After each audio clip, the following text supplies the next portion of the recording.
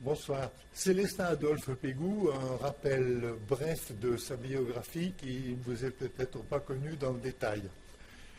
Célestin a été appelé roi de l'air et première race et il a vécu, comme vous le voyez ici, relativement peu de temps. Quatrième enfant d'une famille d'agriculteurs, son prénom de Célestin était sans doute ce qui l'a déterminé à devenir aviateur. A expérimenté le premier parachute depuis un avion qui s'est ensuite écrasé au sol, a volé sur le dos dans un vol contrôlé pour la première fois dans l'histoire de l'aviation, puis a enchaîné différentes figures comme le looping, ce qui a fait de lui une espèce de rockstar à l'époque. Et si vous regardez les journaux de l'époque, il ne se passe pas une semaine sans qu'il y ait plusieurs articles qui lui soient consacrés de septembre 1913 à juillet 1914. Il a été le premier as de la guerre de 14 avec 6 victoires obtenues au printemps 1915 et on voit ici son avion décoré par ses mécaniciens.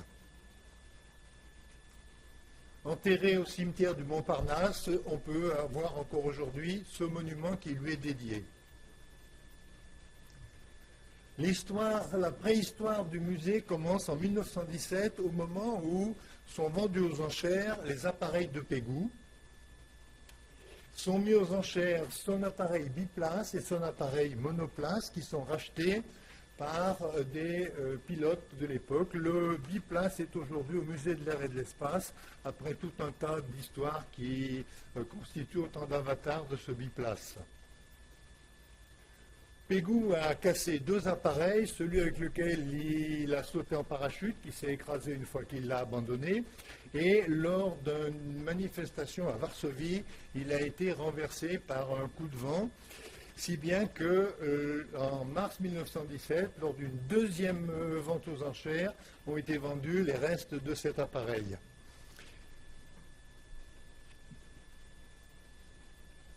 Les restes de cet appareil disparaissent et on les retrouvera plus tard, vraisemblablement à partir de 1923. Mais je ne veux pas anticiper sur cet aspect. En 1939 est proposé à la visite le musée familial, et donc pour les 50 ans pour le cinquantenaire de la naissance de Pégout, donc le Dauphiné fait un article sur ce qu'on trouve dans la maison natale qui s'appelle le musée, si on peut appeler ça ainsi.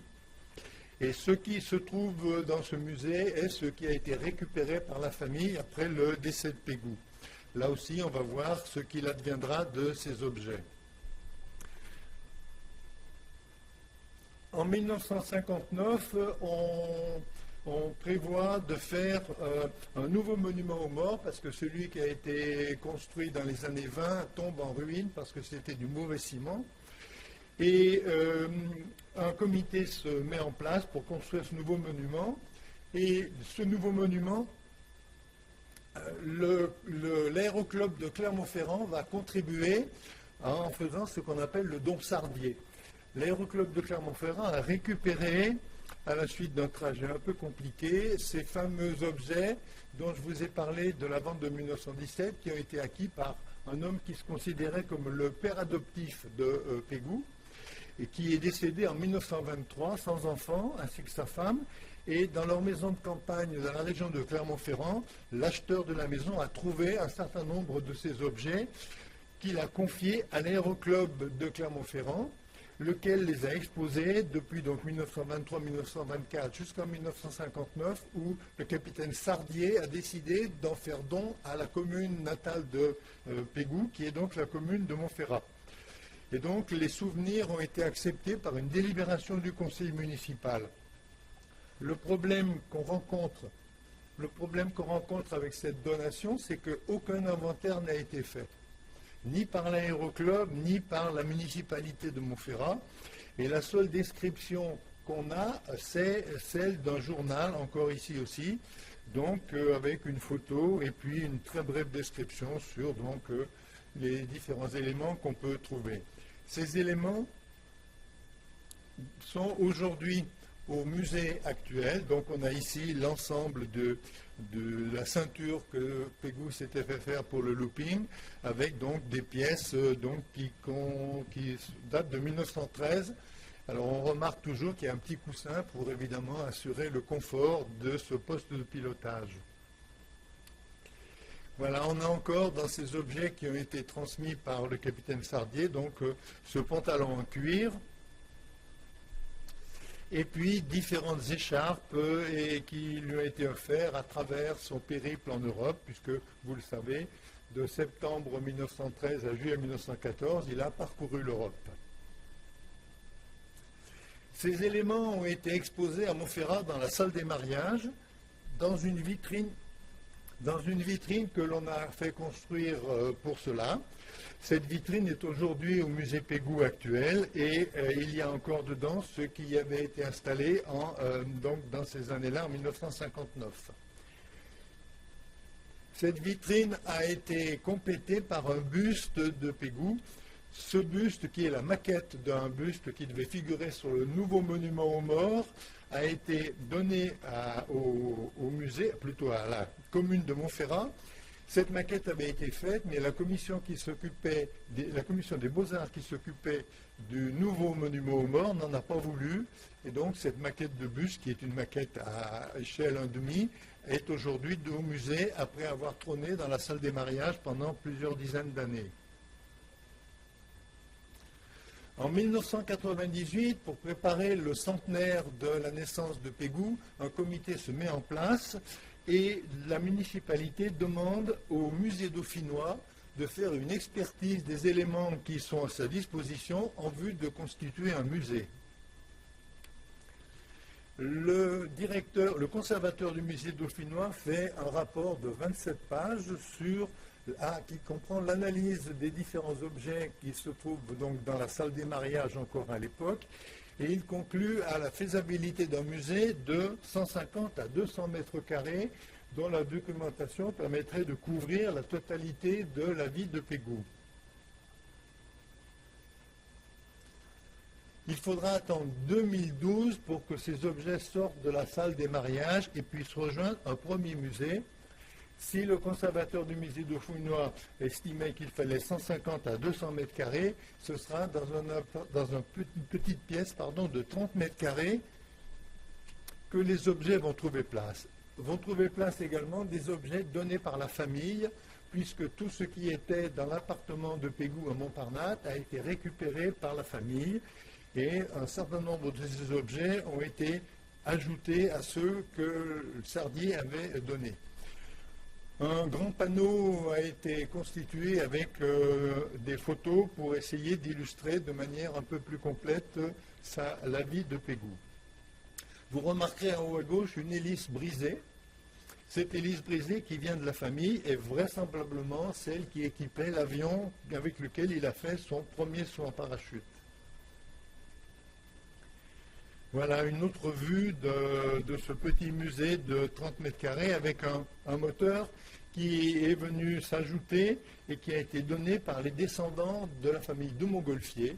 De Montgolfier à la 5e génération par rapport aux inventeurs de la montgolfière, a, dans les années 1910-1912, fabriqué des hydravions sur le lac de Paladru, qui est à quelques kilomètres donc de Montferrat, et cet hydravion avait ce moteur qui a été donné au musée.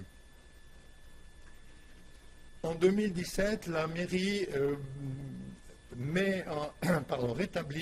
réhabilite une salle de classe de l'ancienne école qui ne servait plus, et donc le musée sera transféré dans maintenant un espace de 70 mètres carrés où il est encore aujourd'hui. La réhabilitation a été faite par les soins de la municipalité et toute l'organisation intérieure, la muséographie, a été faite par le comité Pégou, qui est l'association Loi 1901 qui gère le musée. L'ensemble est organisé de manière chronologique autour du parcours de la vie de Pégou. Donc depuis son enfance, son passage dans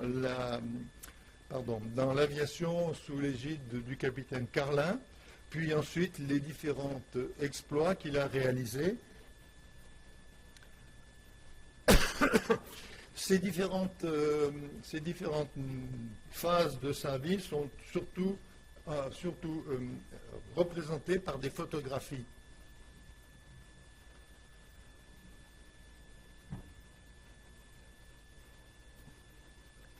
On a sur un tableau, toujours avec l'aide de photographie, la représentation donc, de son périple européen sur les 6 mois pendant lesquels il l'a fait.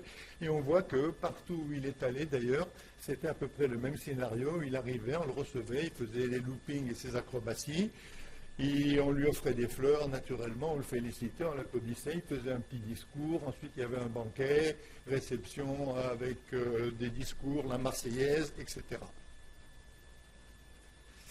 La partie de la guerre est installée sur un grand panneau qui a à la fois l'avantage de présenter beaucoup de photos, mais l'inconvénient d'en présenter un certain nombre trop haut pour qu'on puisse vraiment bien les voir.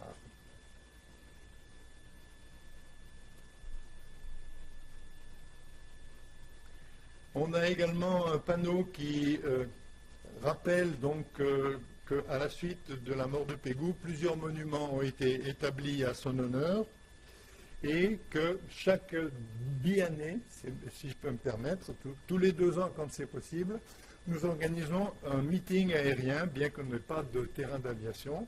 Un meeting, et le dernier, c'était l'année dernière, où ont évolué dans le ciel de Montferrat, 1800 habitants, le Rafale Solo Display et l'équipe de voltige de l'armée de l'air qui sont venus et pour lesquels il y avait plus de 5000 spectateurs. La famille a dernièrement fait don de différents meubles en particulier qui étaient dans une de ses petites nièces, puisqu'aujourd'hui encore, des petites nièces et un petit neveu habitent encore dans la région.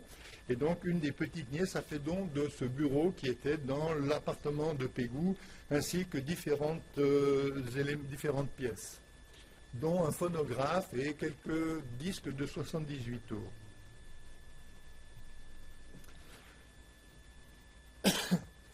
On ne peut pas vraiment appeler ça une boutique, mais avant de sortir, les visiteurs sont invités d'abord à signer le livre d'or et ensuite à acquérir l'un ou l'autre des documents qui sont en vente et qui retracent la vie de Pégou.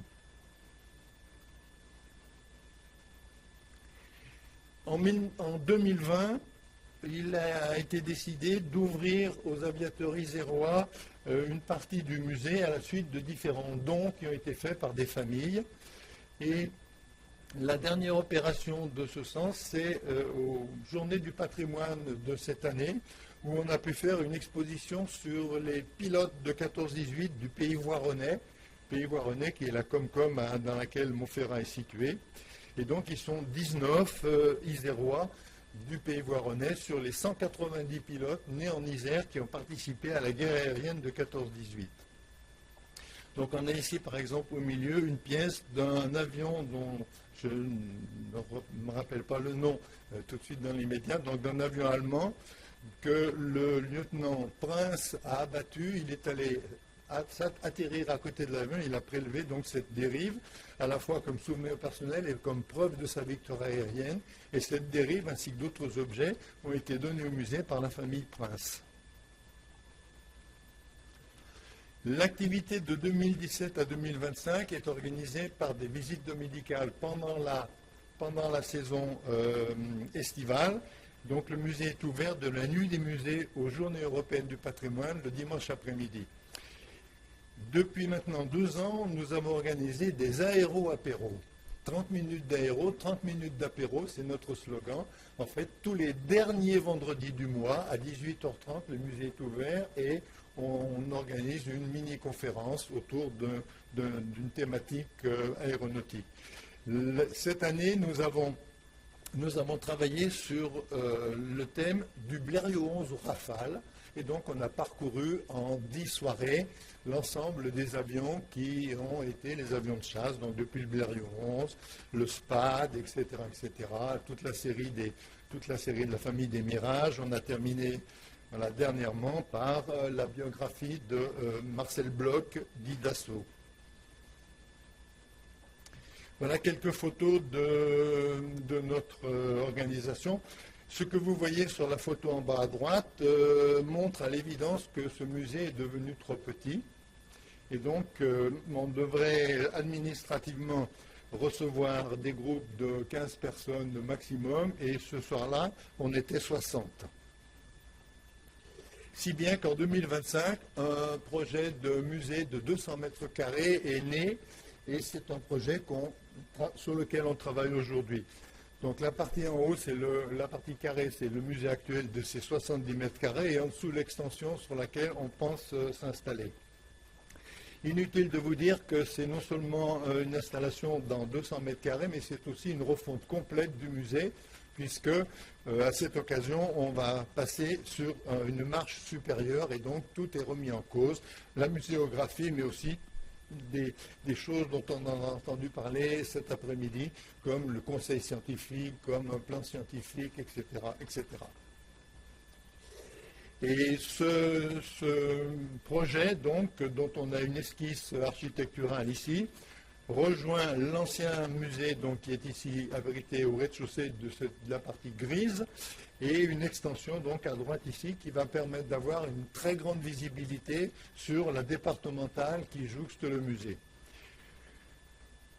On en est au début, l'avant-projet est donc en place, et aujourd'hui on complète donc par un dossier qu'on va présenter de façon à évidemment recourir à une recherche de financement.